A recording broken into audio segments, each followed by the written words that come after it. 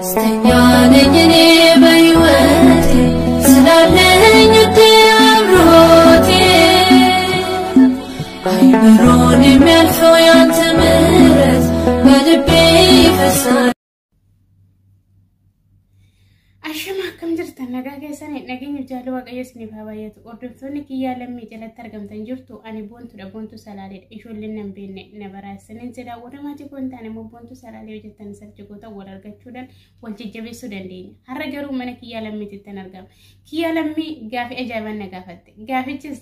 كنما قديسيس كنما بشناسيس كيسا هنجرا وين بيا وين هذا وين جرينيا ومبايك كيسا جرا وانتي أما تمر فيديو هياتنا ولين ترى سنين جرا وردفتوتا كوف باين سنجالة دا وردفتوني كيا يوتيوبي جن كيا لمي جرا ترجمتن إذا كا إجولين تكو دمود أمسان أس بردروهم برواني أسو وانتن أي دبّد وانتن نمني تكو دبّتي بغنا غان نفتاني أكاسي جبات وبغا وانا كان هذا غافي ديبي باين متى تلون gungu masana rani gamu cici kan ifayya da mina namni to ko wan dubbata san irratti hundai barreesi commenti nama san illee hin jajjabeessa commenti ke yo dubbisan yaada qabdu tokko yobso ibsatte dasna yada ana akka yaada kooti jechuudha namni kamiyyu jechuudha ani commenti keessatti osoon yaada san nama hin barreessin jabaadhu bagana gaanufti jedhee irraanan bahee nan beekanatti fakkaatu ani mana nama diime garuu mana namaati soonen naqee mana kiya soo dhufan ijoollee baay'een argaa bagana gaanufti waa gaaf deebi baay'ee tokko namatti toluudha jabaadhu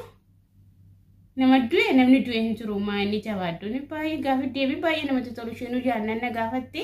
anis nama san immoo yaannan hundi deebisa waan ta'eef iyyuu commenti barreessisiira siraatan yoo barreessitan commenti barreessaa nama san illee fayyada waan ta'eef sillee si fayyada mana kee onni feenis jabaadhu jedhee tanana way welcome sin jedheen baanes ishee afaan oromoo san gara ingiliffaa jijjiiree jechuudha. Ina kakasa da manni kiyya lamme maqaan kee addunyaa fi YouTube gargarii jedha maqaan kiyyaa fi addunyaa YouTube gargarii maqaan koo ani tigist dabaleedha maqaa lamaan qabaatu lashee dabalees naan jedhu lamaan kanaan ijo abbana yaaminan dhowwaadha maqaan chaalanii YouTube yaamu boontudha akkuma beektan ijoolleen akkuma argitanii sineen jedha isa kanaadha maqaan yaa paaspoortiin kiyyaa kee tigistiidhani garuu maqaa lamaanittu na fayyadamaani baay'inaan ijoolleen maatiin keenya ijoollee wajjin guddadhe yaa hunjira mitiiree maqaan waan baay'ee qabna gandeessa tolashinaan jiru na yaamanii nanni waadda isaanillee isiniin jedha iddoon dhaloota irratti eegalii of nu barsiisi ganda aanaa naannoo fi godina kan kana fakkaatan irra godina aanaa ganda egaa kaani salaale shawaattan naladhee shawaa godina fiichee ana digam ganda qundee ganso keessatti naladhee asumaan Addis Ababa dhaan xurrirraan caancorraa sultarraan deemna ishee ijoolleen hin beekne jechuudha innaa kanas siniin jedha ana mucoo shawaati amma hoo eessatti argamta amma iddoon itti argamu Dubaayittan argama Dubaay keessattan argama innaa kana siniin jedha gaggabaabsan isinii ibsuun barbaadee dhiifama naa godhaadha yaa'u amalake kandura nuuf ifsi amalake kandura nuuf ifsi amaliki ya amala dhugaa dubbachuuf jechuudha xiqqoo isheen erganani biyya ambaa kana dhufeeni amaliki ya kan ni caane of eenyu jedha malee ugaan akkas jedhu nanaara waa'ee biyya wal qabatee bakka waa tokko nan jedhan baay'ee nanaara maatii kiyallee na yaada ugaan yaadu waan jedhan waan tokko natti nanaara amalaki ya keessatti amalaka qaba malakamiyyuu mala gaariin qaba namni tokko iyyuu hona jeje nama ajajamtuudha amala garana kafuudha amalli kiyya dursa jechuudha amma garuu galata waaqayyoo xiqqoo ishee achirraa jijjiiramee jira garaan keenya kaffaa namni maanatti dubbatan jira namni yoo dubbate illee nan boohaa bakka amalli kiyya namni yoo boo'ee namni hin beekne kana namni tokko yoo boo'ee na boossisa sim jedhee too jechuudha maaliif akka ta'e hin beeku namni tokko osoo nanii hin jedhin ijoolleen baay'ee nama osoo waa tokko jedhanii argani boo'uu jalqabdeetis waliin naan jedhu amala akkasiin qaban tureeyyuu innaa kanan isiniin jechuun barbaada. Ati yeroo barattu yookiin barnoota turte ilaalcha akkamii hawaasa kee qabda turte bal'inaan irratti ibsi nuuf kenni.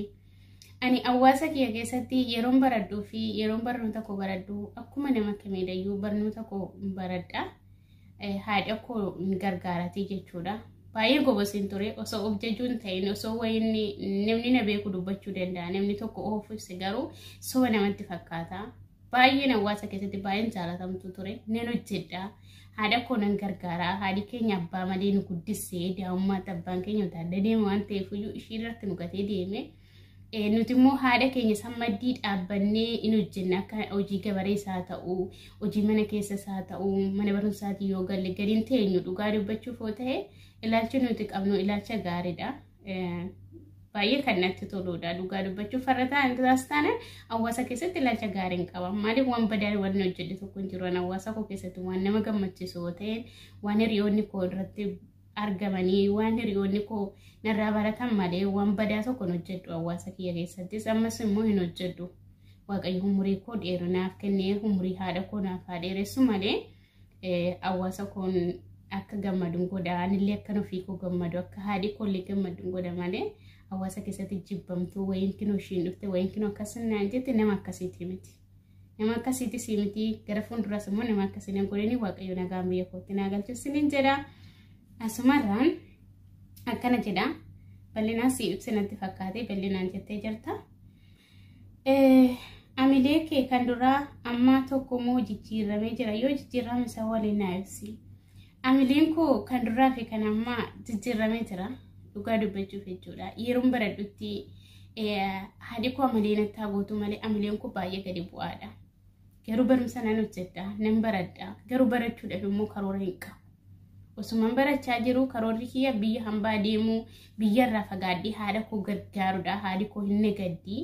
hin beektan hundumtu keessanuu taa'ee namni si guddisu hin jiru abbaa maleedha alatti jiraatee qotamaa hirtaa hin namaa ishee san eessarraan nan gabaasa nan bisu eessarraan hojjedhu deemu ananan jedhudha deemee erga nan biyya kana dhufe immoo jijjiirama baay'ee waan an agarsiiseef amileen koo baay'ee na jijjiirame waan baay'een itti gammadee dhugaa dubbachuuf jechuudha yaa barumsa kee baradhu barumsa kee xumurii osoo hin deemin jettee isheen imimmaashii dhangalaasee boosuun haadha koo irratti harkaafadhee dhufe garuu erganas ga'een dhimmaan buusee dhiifama gaafadhee dhugaa dubbachuuf jechuudha in ulfaata waan ta'eef iyyuu jechuudha kanan isiniin jedha aadaa bakka itti dhalatte kan yeroo gammachuu fi gaddaa yeroo ayyaanaa kan yeroo cidhaa fakkaatan irratti maaltu akka gaggeeffamu nuuf ibsi iddoon itti dhaladhetti yeroo cidhaa cidha kee amma fakkeenyaaf cidha yoo godhatte akkuma nama kamiidhayyuu waliin gargaarsa jira lixii mana tokkotti yoo lixii yoo bukaa'e lixii saniin irratanii biddeena tolchanii waxiillee nama maabara jira maabara jedhu karaa keenya afaan keenya maabara jedhu maabara jira waxii maabara san keessaa itti maddabanii in hojjetu innaan namni gaafa du'ellee irdirii jira irdirii san immoo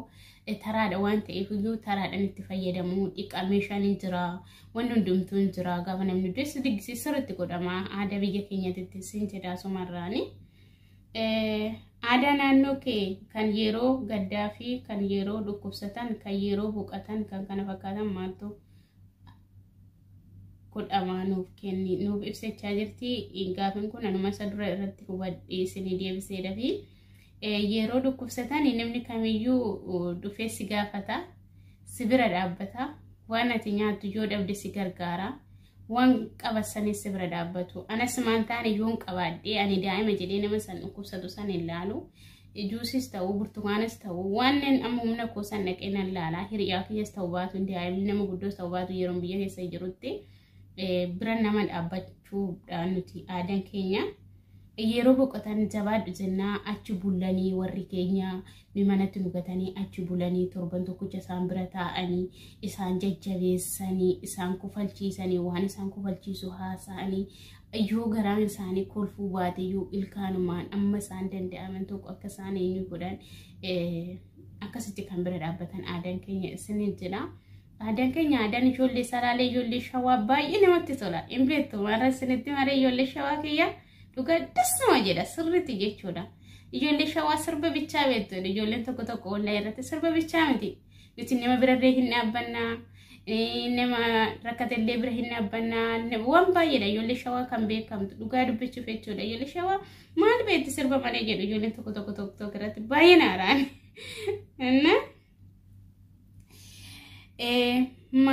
mana kee hunda meeqa maatiin kee hundi meeqa maatiin koo hundi nuti nama jaataanidha kan nalanne nama jaataani dhalanne nuti nama jaan keessa maatiin kiyya hundi nama jaadha maatiin hundumtu keessanuu isinuu injirtu maatiin kiyya maazariin ko nama jaadalti nama jaa keessa namni afur nuti hin jirra namni lama immoo buqqatanii jiru sin jira lubbuu isaanii hamaaro takkatti ani beeku angafatiyaa takkatti garuu irratti naladdaa ergumananii guddadheedha barattu kutaa jaa turte osoon dhukkubsatiniidha kan ishiin buqqatte dhugaa dubbachuuf jechuudha uma gochuu hin dandeenye waaqayyo waan fudhateef namni tokko garuu osoo dhukkubsatee osoo yaallattee dassi jedha garuu amma deemeeti bakka waan yaadde tokko maal gochuu hin dandeessu waan ta'eef yaa lamaanuu anaaf garuu bulaa kooda ishee dursaa ana dura buqqatteedhaan garuu waan hin beekne kanan immoo argee ija konna guddistee na baattee na guddiste garuu ishiin boqachuu isheedhaaf baay'ee natti dhagaa dhugaa dubbachuuf barattu kutaa jaachuun baay'ee guddoodha.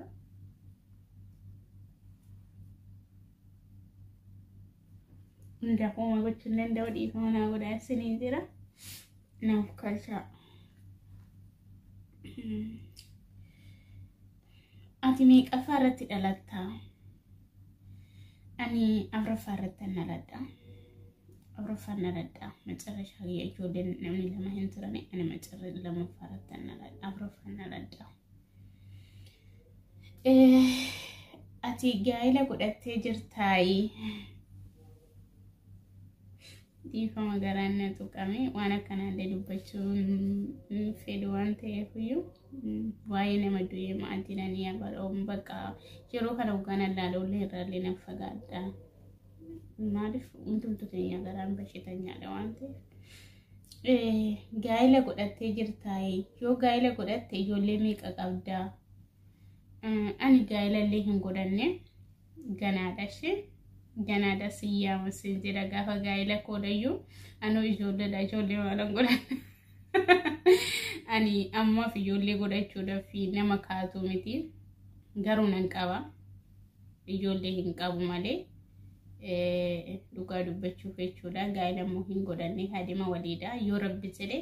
inuma godhanna guyyaa rabbi jedhe guyyaa rabbi nagaan biyya keenyatti galche abdiin qaba abdiin kan rabbiiti kan nama bichaa osoo hin taane siin jedha.